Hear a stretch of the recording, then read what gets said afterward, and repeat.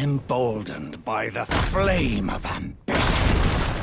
Spoiler alert. Although Sauron's ascent to power in the Second Age is followed in The Lord of the Rings of Power, Morgoth, his former master, has now been mentioned multiple times. Like Morgoth treated me. There are numerous similarities between this initial Dark Lord and his successor, who ruled Middle-earth long before the events of Prime Video's Lord of the Rings series. Nonetheless, Sauron is eager to highlight all the ways in which he differs from other characters in Rings of Power in an effort to persuade people, and especially himself, that the course of his ascent to dominance and power in Middle-earth would be different. In a way, Morgoth was the original villain of Middle-earth, and he may be held partially responsible for many of the horrible deeds in The Lord of the Rings. Before there was a sun to measure the years by, he made his name as the Dark Lord and participated in destruction for enjoyment alone. Melkor changed himself and became known as Morgoth, the Dark Enemy. He was the reason why the elves were tortured into turning into orcs, and it was also the reason why Sauron abandoned Eru-Ilúvatar, the god of the Lord of the Rings, and joined Morgoth as a lieutenant. After Morgoth was vanquished, Sauron assumed his position, but he appeared intent to change. He became the first Dark Lord, gathering terrible creatures. Welcome to Movie Spy. Sauron and Morgoth had differing ideas about Middle-earth. While Sauron was preoccupied with order, Morgoth was preoccupied with destruction. In Rings of Power, Sauron primarily highlights how his vision for Middle-earth differs from Morgoth's. In essence, his former teacher was a nihilist. Because he was jealous, Morgoth wanted to ruin and poison the life and universe that Eru-Ilúvatar and the Valar had created. Since Ilúvatar alone possesses the potential to create actual life through the secret fire, he was denied this ability and attempted to make a mockery of all creation and beauty. However, Sauron was more drawn to perfection than he was to destruction. He believed that the greatest way to establish order was by his own strength and ability. Sauron was a talented and imaginative man who could create works of extraordinary beauty. He also wanted a blank canvas upon which to construct. This was what Morgoth's destructive techniques were meant to accomplish. Sauron saw a chance to reconstruct Middle-earth according to his own plans when his master fell. Sauron was a Maya, and Morgoth was a Vala, a higher-ranking member of the Ainur. There is no denying Morgoth's superiority in terms of force. Morgoth and Sauron belonged to the Ainur, a race that Ilúvatar formed at the beginning of time to help build the world. Still, not every Ainur was made equally. The strongest of the Valar, enormously strong demigods who answered directly to Ilúvatar, was Morgoth, formerly known as Melkor. One of the Maiar, or angelic creatures, that worked for the Valar was Sauron, formerly known as Mairon. Mairon was one of the fairest, most inventive, and strongest Maiar, and they remained powerful. Still, this might be little compared to the power of the Valar. Any one of the Valar could have struck any one of the Maiar at any time, if they had desired to. Naturally, Ilúvatar would not have desired this. Long before Sauron, Morgoth turned malevolent. Morgoth infused the world with evil, which Sauron discovered along the way. Morgoth began his mischievous activities very immediately, back when he was known as Melkor. Melkor began singing his own discordant chords during the music of the Ainur, a hymn of creation primarily crafted by Ilúvatar for the Ainur to sing. The other Ainur were confused in their song as a result, and evil was woven throughout the universe as a result. From so on, Melkor became jealous of Ilúvatar's ability to create life and started looking for the secret fire in the vacuum to enable him to do the same. After failing to locate it, Melkor finally arrived in Middle-earth and started transforming other living creatures, including the children of Ilúvatar, to suit his own desires. A little slower to turn evil was Sauron. While learning his trade and acting as Alle the Smith's Maya, he was regarded by the Valar as dependable and devoted for innumerable ages. He received accolades for his artistic abilities and demonstrated excellent forging proficiency. In the end, his quest for knowledge and increased crafting skills brought him to Melkor and the path of evil. Compared to Sauron, Morgoth commanded a far larger army. Balrogs and dragons were under Morgoth's command. Sauron was left with orcs and men. Over the course of the Second Age, Sauron oversaw a dreadful army composed of trolls, orcs, Uruk-hai, and more. The ring-wraiths, who frequently flew atop the fearsome fallen monsters, were eventually created by his Rings of Power. Eventually, forces of good in Middle-earth faced off against armies of wicked men, many of whom worshipped Sauron as their Dark Lord.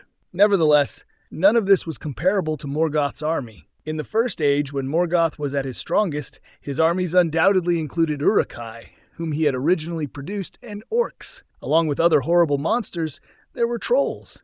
Still, these were his most expendable and least powerful forces. Balrogs and dragons, the most dreadful creatures Morgoth had made by warping and corrupting Ilúvatar's creations, were frequently seen in his legions. The shape of Middle-earth itself was altered by Morgoth's destructive conflicts, particularly those he fought against his fellow Valar.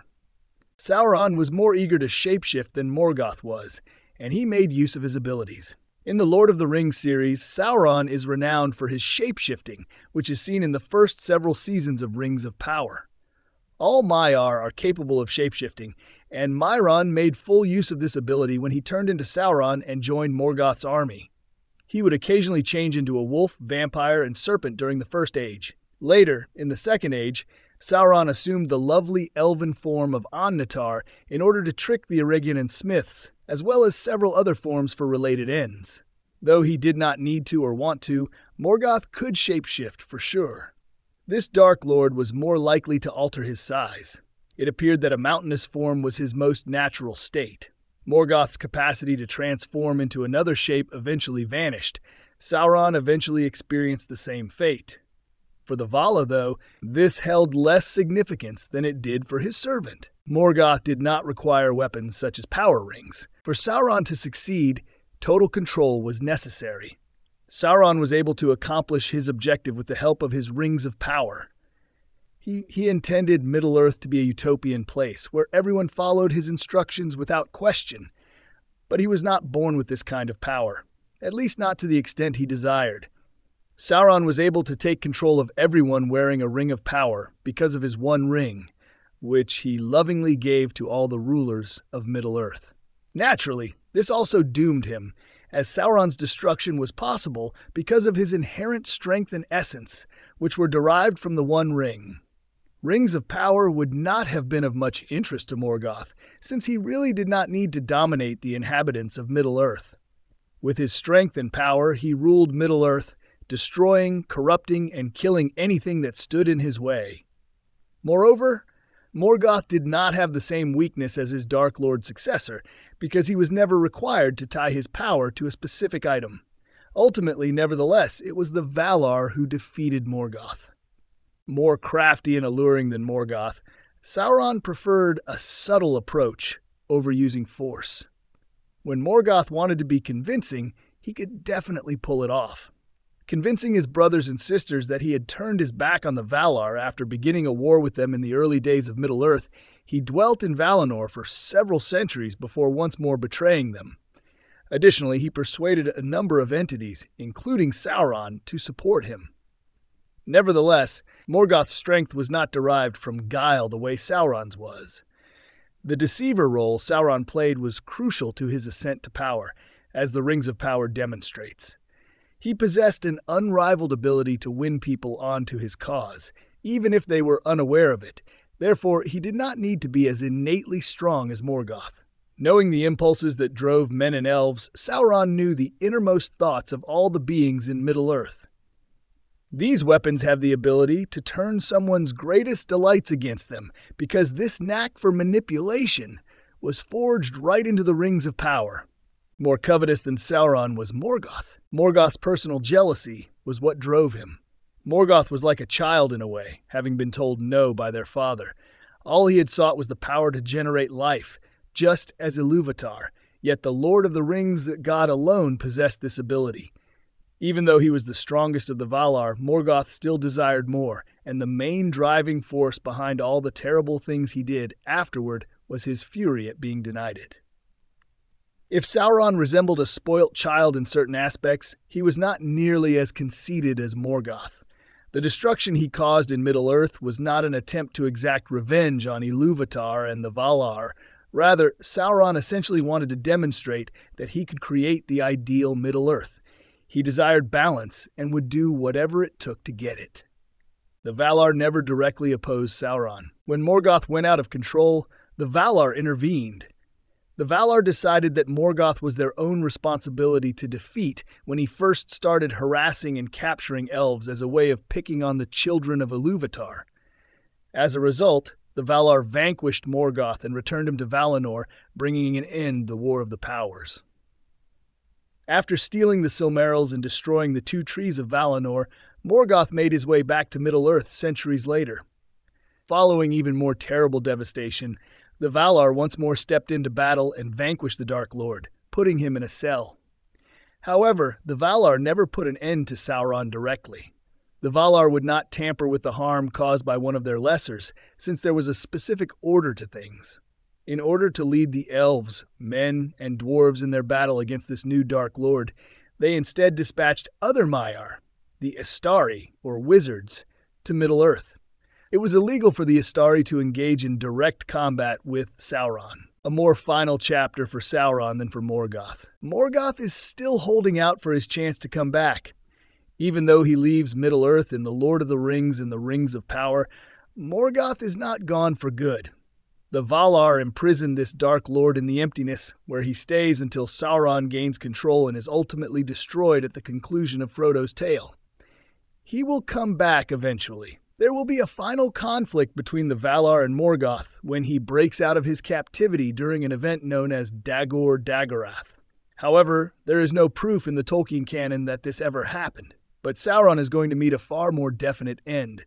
When Isildur cuts the One Ring from his hand, Rings of Power is probably going to come to an end with his first major setback.